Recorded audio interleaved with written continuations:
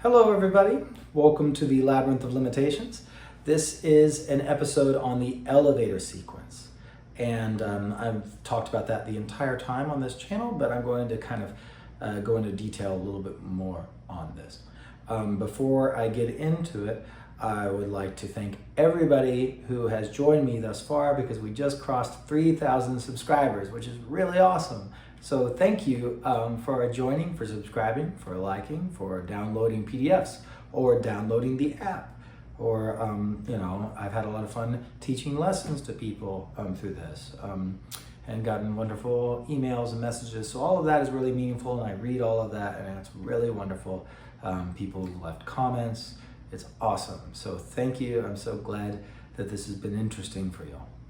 And this episode is dedicated to and inspired by my good friend Chris Parks over at Things I Learned from Barry Harris, who has been just really inspiring this whole time to me with his work.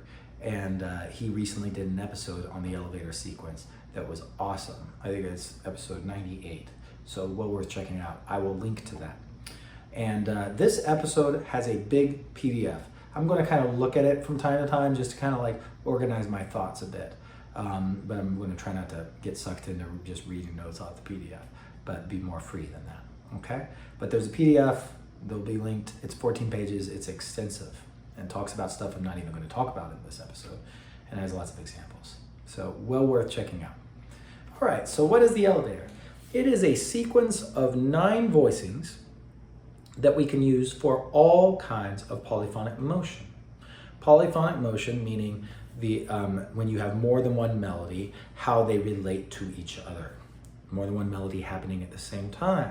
So there are 3 main types of motion that I've said this before in the relative motion episode, but just to review. There is parallel, where all the voices, in this case 2 voices, thirds, are moving in the same direction. I use, if you're a theory head and you know direct motion, I use parallel and direct motion interchangeably, just for the sake of the discussion. Okay, so anyway, so that's parallel motion. Then there is oblique motion, which is that's where one voice stays the same and the other moves. You could also move multiple voices. You could move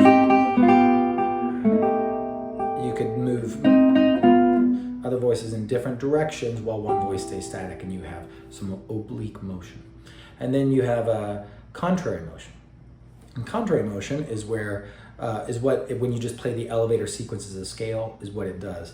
And it is this, where voices go apart from each other, right? So that is contrary motion. So let's hear the elevator sequence starting from C, and I'm playing C minor 6 diminished. I'm going to play it as a scale, so this is like an exercise, not a piece of music, not really improvisation. So here's a scale, C minor 6 diminished scale, which if you don't know what that is, go back to episode 1, I talk about that, or I talk about something similar.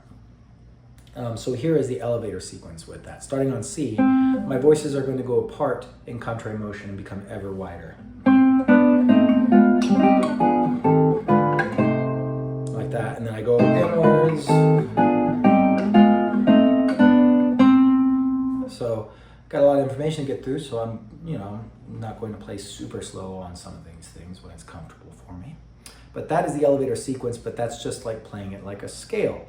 So, I'll try to give a little example of just kind of playing it more freely, and this is just kind of unprepared improvising on C minor 6 diminished as elevator, using the elevator in some different ways. So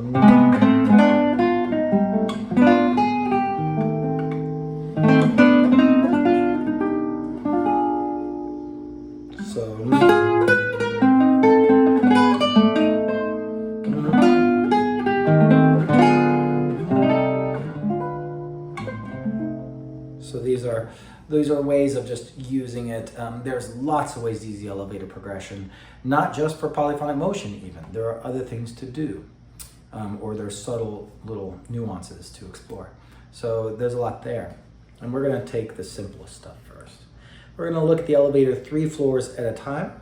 So I'm going to start with floor number 1, unison. Now that's just 1 note, but I could also conceive of it as 2 notes, because when I go to the next floor, thirds, those 2 notes go apart. Or I could just conceive it as 1 note that splits apart to 2 notes as I go to the elevator. Here is unison going up the 2nd string of the guitar.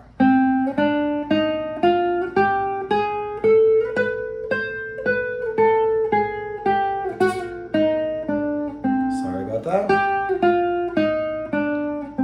Like that. Okay, that's just in parallel motion, as it were, because, whoops, right? I don't do this much, but you get the idea of parallel motion of 2 voices playing the same note. Now here is the 2nd floor, the thirds.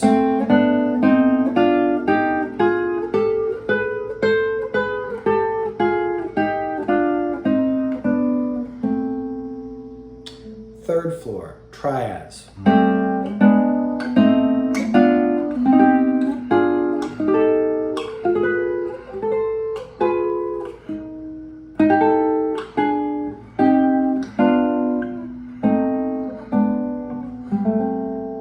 Stretch down there.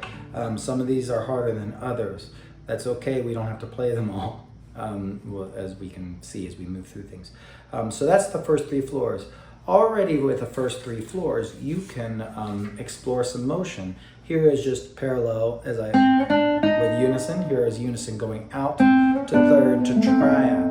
And notice my voices, 1 note goes, and 1 voice rather, goes down. Stuff. What is that? That is going out and then parallel motion. So I don't just go out and in like a squeeze box. It's not like that. So then, and then that's third to triad to triad. Then what about triad? That's parallel. But then what about triad to third to triad? That makes my voice go. See, I go. Whoops. See, I went in that voice, but in this voice, in the soprano, see, so it's not always squeeze boxing in and out, but it's kind of changing things up, which is fun. So Chris, over in his episode, did some beautiful examples on all the things you are, talking about chord melodies and using the elevator. So he was taking the part of all the things you are at the end of the 2nd 8. That's like the 15th, 16th bar.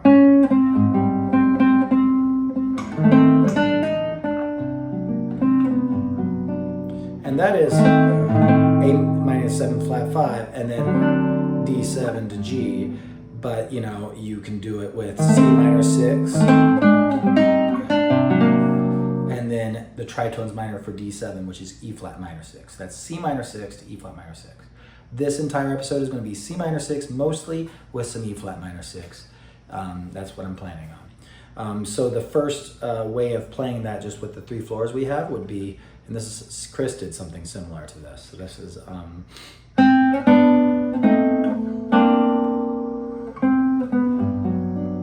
he did something similar. And so this is unison, third, triad, and then triad, and I'm borrowing a note. This is E flat minor 6, which should be this with the E flat. This is 5th, 6th, and root of E flat minor 6. But I borrow, he might not have done that part.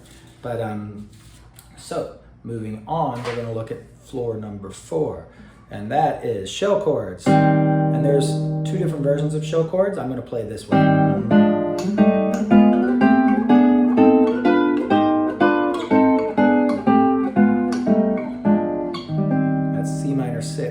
Shell chords harmonizing this scale going up.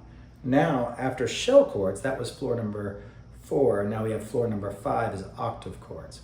Octave chords can have 3 different versions, and I talk about that in the PDF, and I've talked about that in other episodes, but I won't go into it right now. I'll just play one version of octave chords. So here we go. This is the version that has essentially a shell chord on top, a shell chord with the tenor voice missing. Okay. about shell chords in other episodes, and it's explained in the PDF. So I'm just going to kind of keep moving through this floor. This is floor number 5.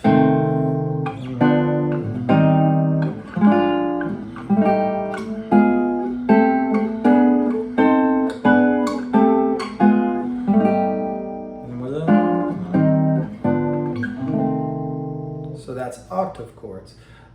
Moving forward one more floor, now we've got the drop 2s. So drop 2s, most people know. Notice we haven't gotten to these yet until floor number 6. I like organizing it this way, starting from small floors.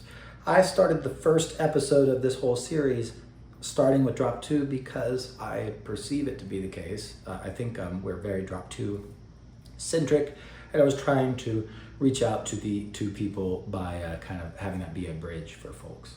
But I really like starting from small floors first. Because it brings our attention to contrapuntal motion, moving around. See, what am I doing there? Oh.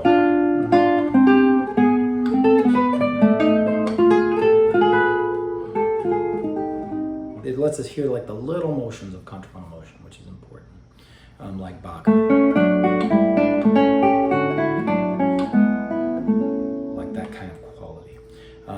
Small floors are really great for getting in touch with that. Here's drop 2.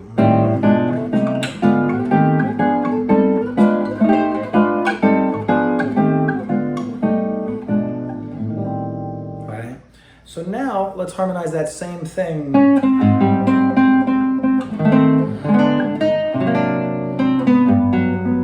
So what I could do here is I'm going shell, octave, drop 2, and then a drop 2 of E flat minor 6, but I'm borrowing on the top. So it's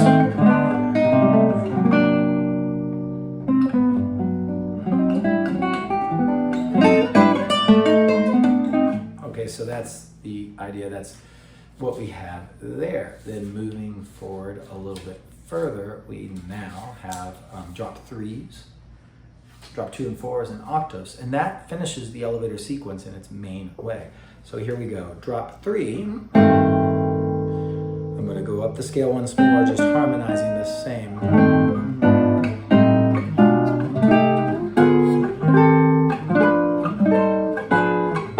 I just chose a different way on the way down.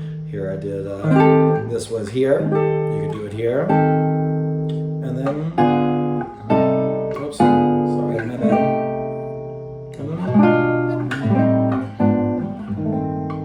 So that's drop 3. And then we got drop 2 and 4. And now drop 2 and 4, I need to have like lower notes in order to do one above this. So I'll do a drop 3, and then I switch to a drop 2 and 4 right there. And that's the flexibility of this system of like kind of, I'm just harmonizing a scale, but I can think like that. I can think, okay, drop 3 into this, and that's pretty. So I'll do that. And then what is it? This is a drop 2 and 4, right? So, and then,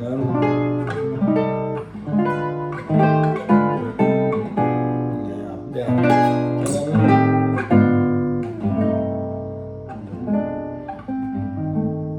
like that. Then we have double octave chords. So double octave chords are like, so I'm going to have to start on C, and I won't be able to get a double octave until here because it goes C, D, E flat, F, so I won't be able to get a double octave till that scale degree. So I will do drop 2, drop 3, drop 2 and 4, double octave, then I'll continue up the scale, and then moving back down, and then I'm going to reverse what I did a moment ago. Hopefully, there we go. Yeah, so my bottom voice went.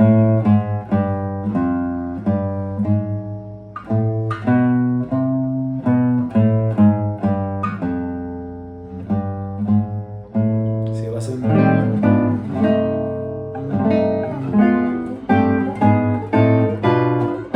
Whoops. And that was So that's that kind of the bass moving, and which is really nice. And then I think I'm going to move on to yeah, a little bit of just looking at some movement examples a bit more. We'll look at, how about so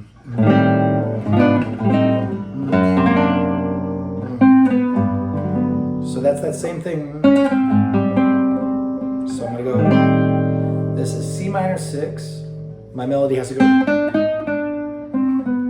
right? And I'm gonna go C minor 6 and then E flat minor 6, which is the tritones minor for D, just once again. So that is, so I'm going drop 2, drop 3, drop 3, and then drop 2 and 4 with a borrowed note. Because, so that's the sound there, which is pretty. Now, next thing is to just explore motion that doesn't, when I'm improvising, I'm not having to hit the melody all the time, which is very freeing in this type of context. And you can, one of the things we can do with the elevator that's really powerful is we can codify movement. What do I mean by that? I'll do that same section of all of the things you are.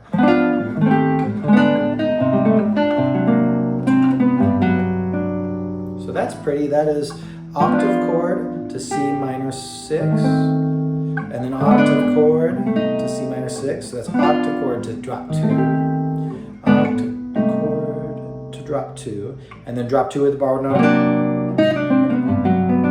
like that. So you can embellish by borrowing other notes in the scale. I'm just jumping up to another diminished note. This is a diminished note. It's another thing is I'm starting on the diminished here, which is freeing and fun and cool sounding. So it's off, on, off, on, on. So now with the elevator, I can take that idea and move it up the scale. So now instead of starting from having scale degree 4 of C minor 6 diminished in the bass, because this is 1, 2, 3, 4. Instead of that, I'm going to start from scale degree sharp 5, which is one of the other diminished notes. Remember, it goes 4, sharp 5, major 7th, and major 2nd in relation to the note C for the diminished that resolves to C minor 6. So, let me do that better. And then, not really in time, but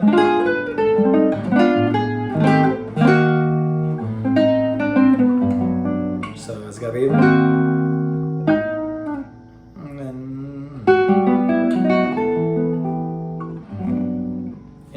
So that's just moving. I moved the motion of off, on, just with octave to drop 2, octave to drop 2. You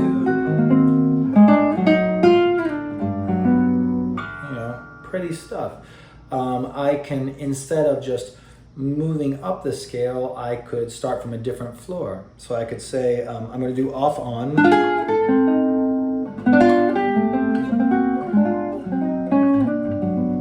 That. So this is diminished.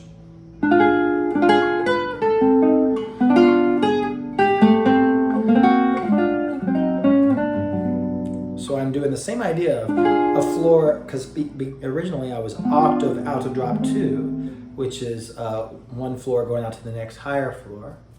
And now I'm going from a floor that is the triad going out to a shell, which is going to the next higher floor.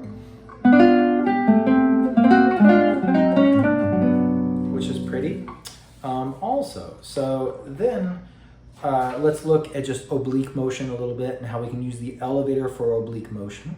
So oblique motion can be viewed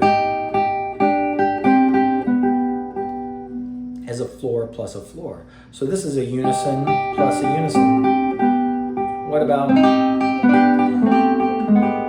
there? I'm doing third plus a unison, which is pretty. So that's the idea there.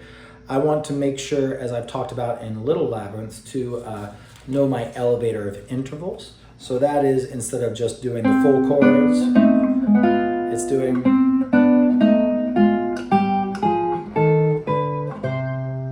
you know, again, that's just a scale. you know, I'm just playing a scale up a scale, so it's not really super interesting there. But then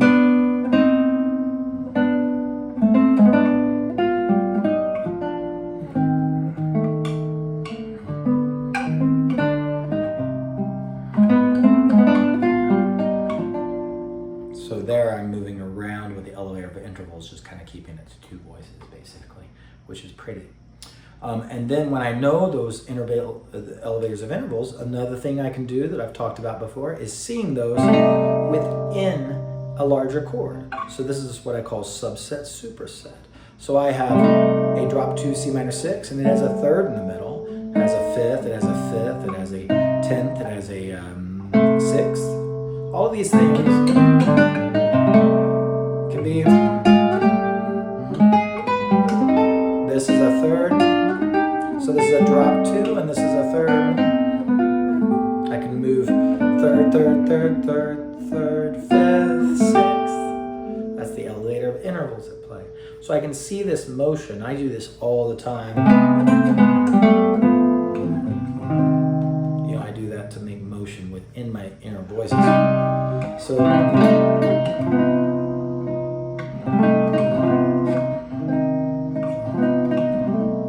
that kind of stuff.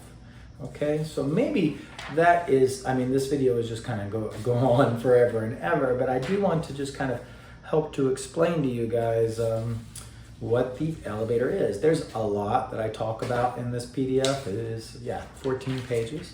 But just to sum up, the elevator is a 9 voicing sequence that allows us to do all types of polyphonic motion.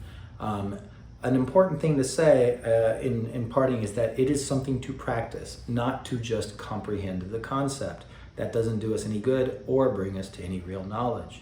So everything, I think, in Barry Harris's concepts are meant to be practiced, and that's the only way we can say we really know anything, is by can we do it.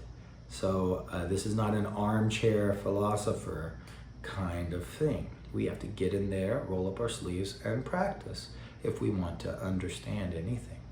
So that's really important. At first we focus on the outer voices of the elevator, but then we do moves using the inner voices. I have episodes about that with different voicings, thinking about that. You might even glimpse possibilities of that based on what I was doing with the subset superset, little 2-note dyads, the elevator of intervals, and seeing that within, say, the drop 2. That's a way of doing it. You can make formulas of movement, like when we did octave, drop 2, octave, drop 2, or triad, shell, triad, shell. There are other things to do, and I'm going to talk about that, and there's a really wonderful thing I put in this PDF about pivoting with the elevator. So anyway, this is a little longer episode, but this is a PDF. It'll have the black Labyrinth logo, which means this is a full episode, and this is on the elevator sequence. I hope that this has been interesting and fun, and there will be more to come. Thank you so much for following, and keep practicing.